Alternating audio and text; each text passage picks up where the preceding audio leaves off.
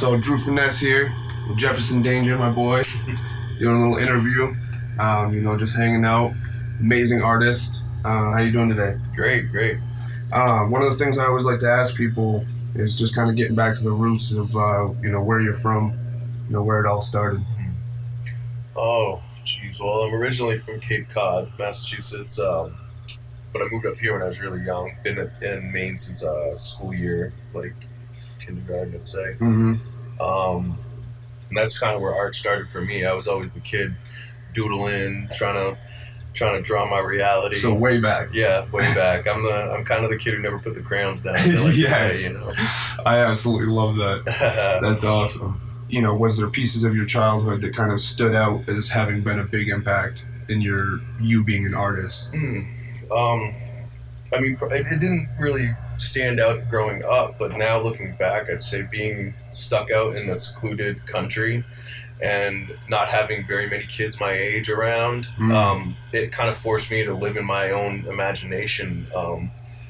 You go to school and you're in kind of like the modernized period, and then I go back home and it's so far out in the country. I mean, I might as well have been in the 1950s with what I had at my hands to do. I was one of the last kids to get video games, and and my mom was pretty, good about not letting me see too many like graphic or suggestive, as she would call it, videos and shows. So, I was stuck to my own imagination a lot of times, and trying to figure out the world from that view in that isolation. Yeah. So I think it really drove me to be a little bit more creative than a lot of kids my age. It's awesome. It kind of makes me think of the times we're in now. Like things have changed so much from when we were kids. When you did have that isolation, like nowadays, even in the country, everybody has computers. Right. And all the kids have little tablets and stuff like that. Yeah. I mean, you see it everywhere. And so I'm curious,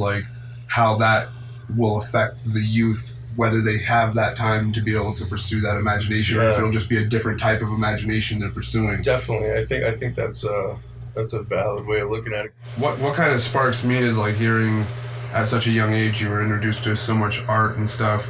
What ended up leading to you go into the military?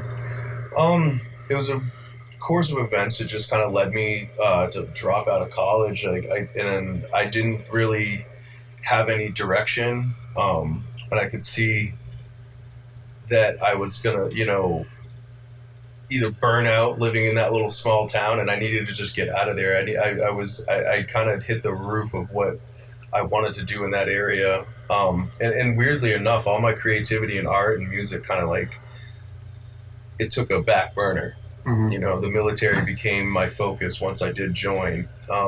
And watching TV at the time, I got a little brainwashed, seeing the things that were What year was being this? spelled. This was in 2003. So Yeah.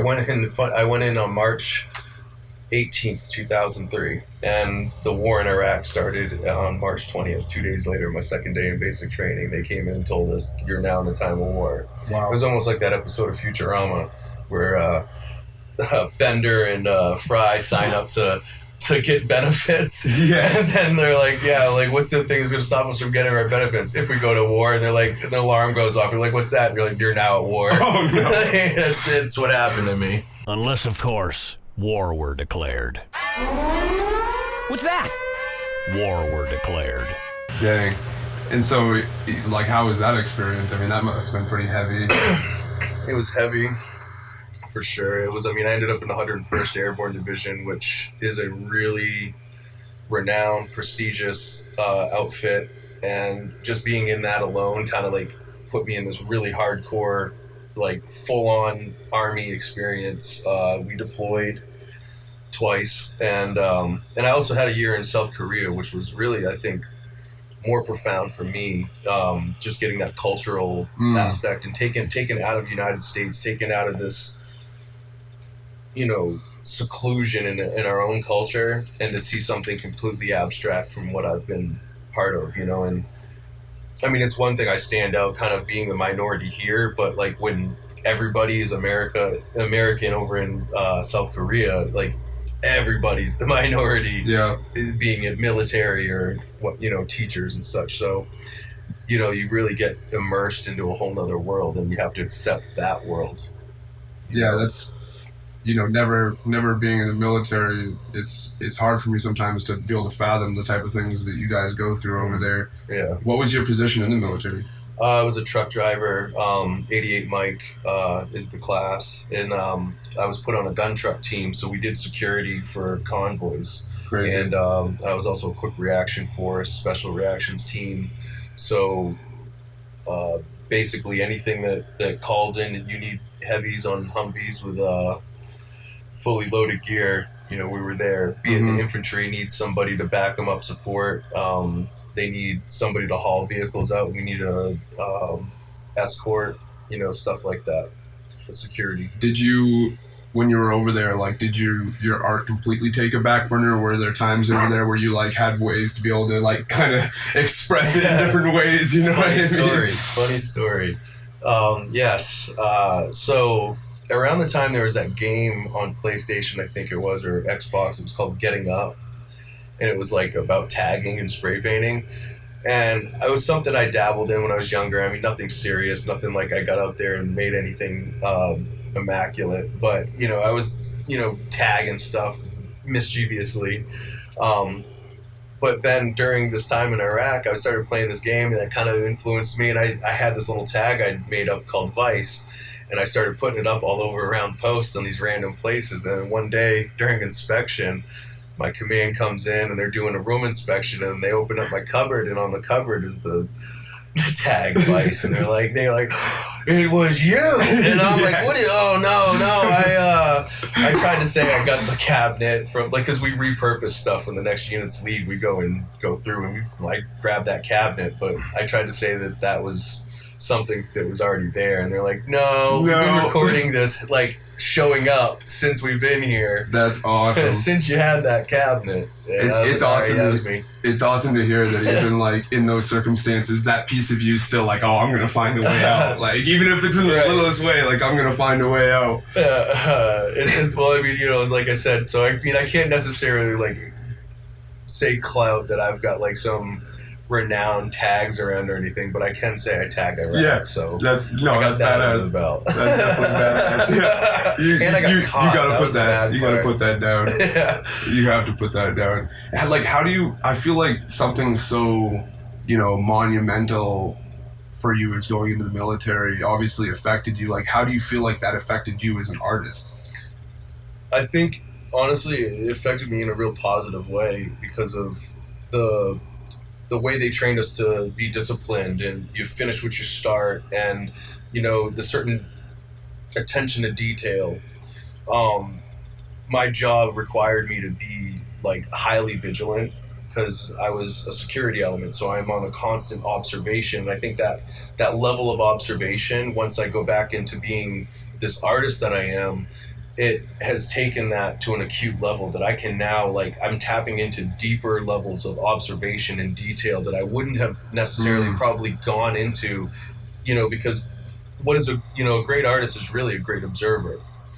And what you observe, you re-express. So as you're a great observer and you're a great expressionist. And those, they have to be in balance. And I think that was something that it drove it harder for me to look deeper, to look for that attention to detail, and not just say it's good enough, and being that, extra critic to myself.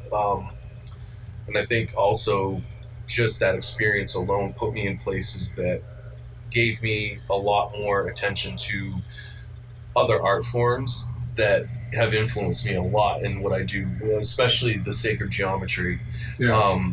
Going to Iraq was really where sacred geometry became something I noticed in the forefront, because it's always been there. It just wasn't something I just clued in on, it was just nothing that made any difference to me. But once I seen the mosques and I saw all this, the way they do mosaics, and the Assyrian Sphinx, they're gone now. The ISIS has destroyed them since, but they're the ancient Sumeria. It's in Mosul, Iraq, and it's this old temple. And literally, they had these huge Sphinx, and they're made of this super hard stone. I can't remember what kind of stone it is. something that you don't just chisel with like bronze, let Right. alone steel and hammer. And to see the sculptures having these perfectly, so mathematically perfect that it gives you an illusion. Like when you see some of those illusion images where they have the pop and Yeah, it's like perfect, you have to look and at it it makes just it right. vibrate. It makes it look like your eyes like feel like the thing's moving. Like that's how much like detail and precision was put into like just the mane, the way they had these like little scales and the way it laid over, and I was just like, it was just drawn in. I was mesmerized by it, and I remember thinking to myself, I was like, I wish I had that attention to detail and you know, drive to do something so perfect. I mean, imagine making one little slip up on that huge rock. Yeah. Like you ruined it. It's done. No, and you know, it kind of brings to mind to me is like, as artists, we pick up things, like you said, we observe. And so it's cool that you've been able to make that connection, that the military, through your job, helped you be a better observer, open different channels in your mind, helps you be the artist you are now. It also brings to mind kind of one of our platforms about using passion to divert people from whether it's drug addiction or depression, but using passions instead of drugs. So passions over drugs is one of our mottos. And like, that's kind of makes me think of it, is that you were able to make that connection and latch onto this passion. And that's been able to help you channel that energy in a way that seems obviously positive for you. Yeah, it was, you know, it was a carrier. Yeah. It was a way to harness that energy, and you know, it's there. I can put it towards what I want to now. You know, no matter, be it I'm scouting and I'm, you know, looking for certain, you know, targets, or I'm watching for certain things that are of a danger to other people. You know, no matter what it is, and now I can go into art, you know, and I'll look at something to a point where I've got it in here. And then once I have that mental picture, even when I'm not observing this thing anymore, but I'm observing my thought, I'm observing my idea, this concept that I have. It's so vivid in my mind. I go into such observation into my own thought that it's like I'm drawing out that detail until I get this carbon copy. Yeah. Or at least the expression that I'm trying to get.